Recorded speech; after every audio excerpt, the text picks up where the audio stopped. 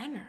There's this saying, once in a blue moon. In August 2023, you are in that once because we have 2 full moons, and that's just what a blue moon means. It means there's 2 full moons in 1 month. And these 2 full moons in August are special, not only because of the blue moon, because they are super moons. They're like super, right? Super duper.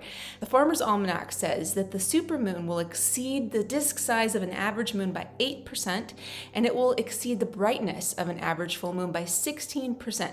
So you will see it probably will look a little bigger to you, but more the brightness will probably stand out. Let's not get too far ahead of ourselves because we want to live in the moment, at least mostly, right? I really gotta clean this spider web in that corner. Astrology is helpful to let us know these archetypes that are thematically coming up, so to speak, and we can use that information to collaborate, to co-create with the energies of whatever's going on. For now, let's put that blue moon to the side and focus on the full moon on August 1st. Whenever there's a full moon, the moon is in one sign and the sun is on the opposite end of that polarity. So when the full moon's in Aquarius, the sun is in its home turf of Leo, which makes it very powerful.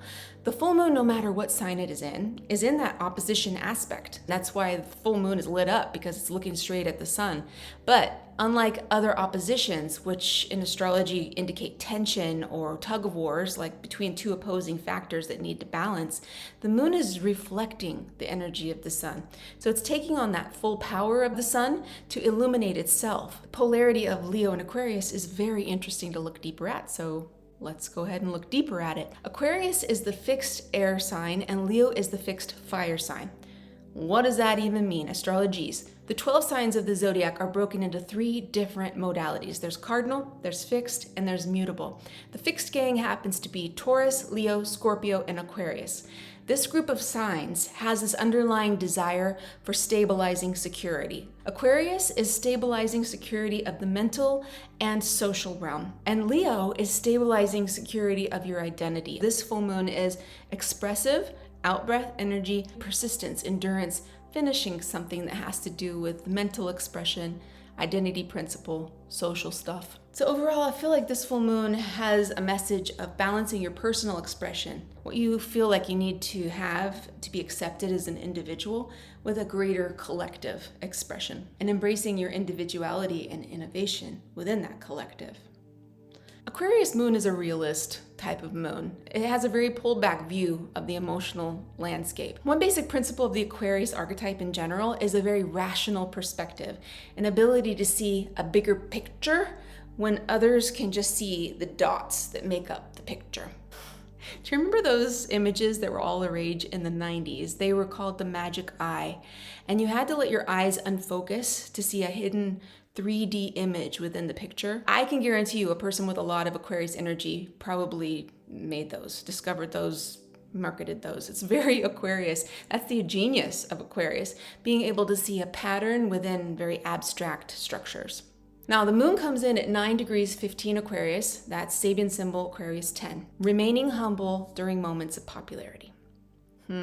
James Burgess says, "We are people, and we need to be in touch with our vulnerabilities and faults. It's important to occasionally look again at what we've become and who we really are." This is about rejecting the illusion of fame and fortune. Burgess added this on, "Our ideals are projected onto celebrities, but beneath the glamour, the person is only yet another imperfect person."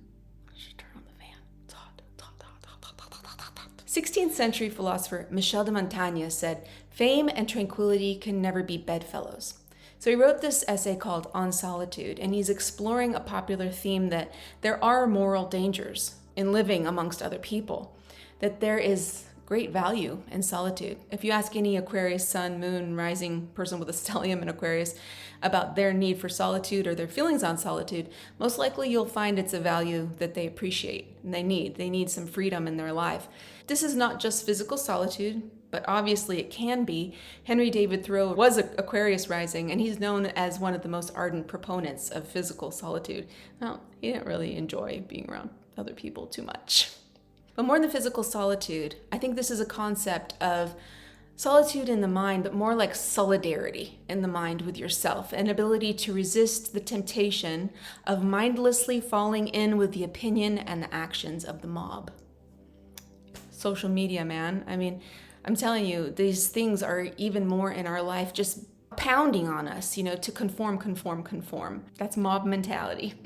Montaigne believed that humans are overly attached to material wealth and possessions, and that those passions, those desires to have those above all else, are diminishing to us. The point is not to relinquish either thing. You can have money, you can have possessions, but it's to cultivate a detachment from them. Enjoy them, benefit from them, share them, help other people with them, but don't be emotionally enslaved to them. That's the point.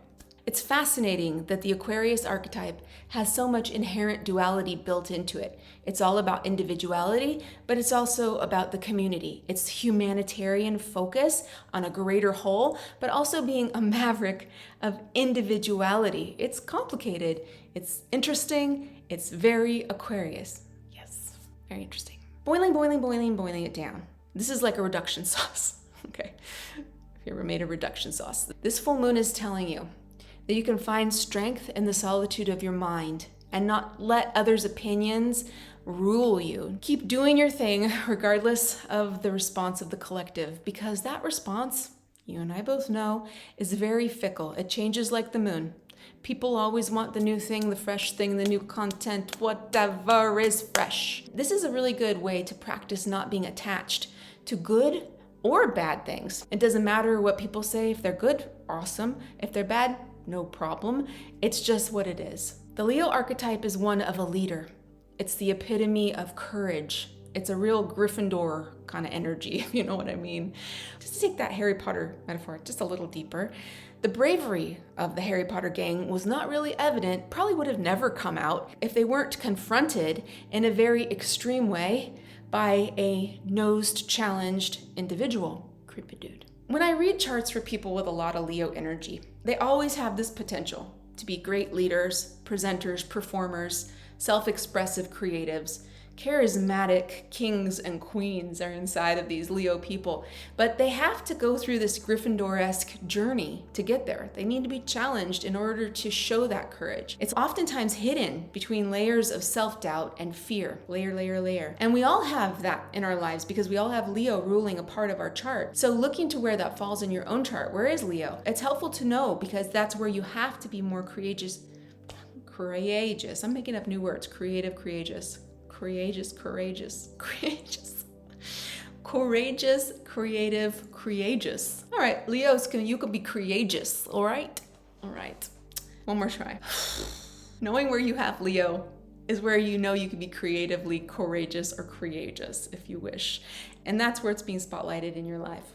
Okay. Now, being the center of attention does come with some costs, and facing anxieties inherent in self-expression is where that true courage can be gained. Now, that's where the Aquarius moon power comes in. It's because it's detachment. It's easier to say than do. Believe me, I know. But when you're detached from particular results, then you have a lot more freedom to do your thing. Now let's look where the sun's coming in. We got sun at 9:15 Leo, which is Sabian symbol Leo 10. I like this one a lot. It's a pretty one. Early morning dew sparkles as sunlight floods the field. Poetry. Beautiful. That's a symbol of metamorphosis. It's a reformation of the self into a better, lighter expression of being. James Burgess says that the darkness of a cold night is symbolic of our troubles and suffering, yet a new day always dawns, bringing hope and fortifying the spirit. So this is a development of sparkling expression of the self. Isn't that pretty? Like, so Leo, so beautiful. I know, this is thematic for me. I like to talk about embracing your own unique self and shining it out to the world because I believe very strongly that that's foundational for self-awareness, happiness. When you have a strong foundation in yourself and you're not plagued by fears of judgment or you're not riddled with anxiety because of what somebody might think of you or say about you, then you're able to move on to the next step of your evolution. That's what I think the whole point of having a birth chart is, that you know there's an ideal version of where you're supposed to go, what you are, how you're created, and there's the opposite side too, right? I mean, you can go the other way. It's like having a map. It doesn't mean you're gonna drive the right direction. You can go wherever you want, even if you have a map, you know? Ideally, we wanna move towards the best version of who we are. That's the point. So this full moon in Aquarius is about blending that power of Leo, which is creativity, light, boldness, warmth, courage, heart, with the fortitude, with that strength, with the detachment of Aquarius, which is independence, innovation, humanitarianism. So let's add in some spice. Why not?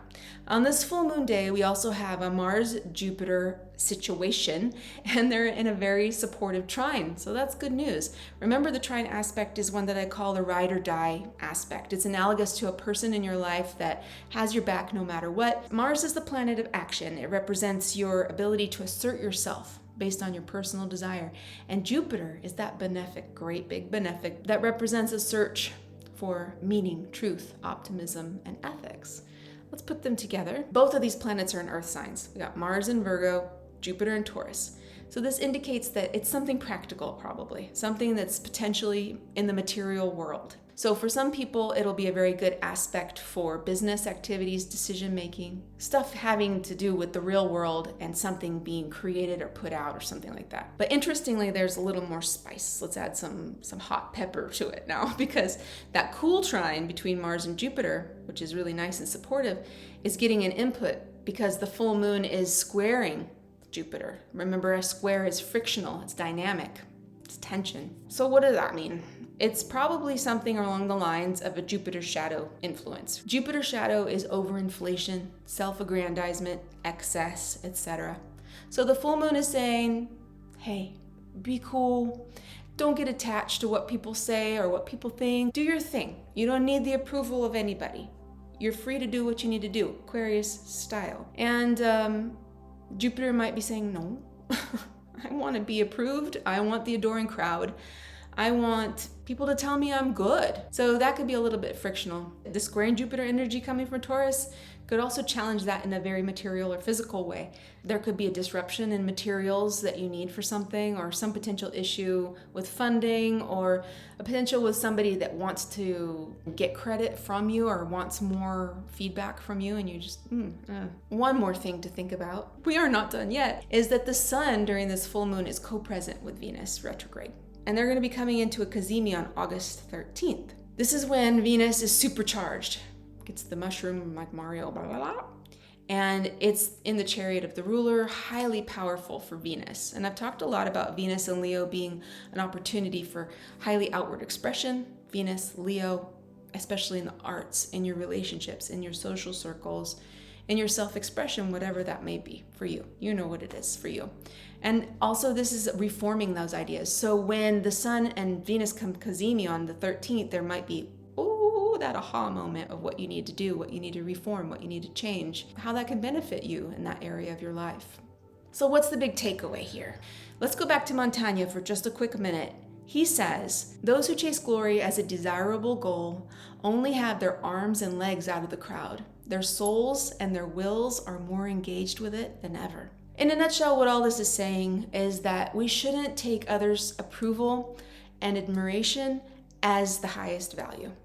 I know that's easier said than done. Most humans like a good bit of glory, but when we attach our self-worth to the opinions and the actions of others, then we lose our sovereign power. Aquarius, oh my baby. Aquarius is all about sovereign power, and that sovereign power is used in order to forward the collective. It's not an oxymoron, it's just complicated. As usual, I get to this point and I'm like, did that even make sense? I think so. Hope so. Not that my opinion matters, but I do like you just the way you are. And it doesn't matter if I do or don't, but I do. Take that for what it's worth, and I will talk to you next time.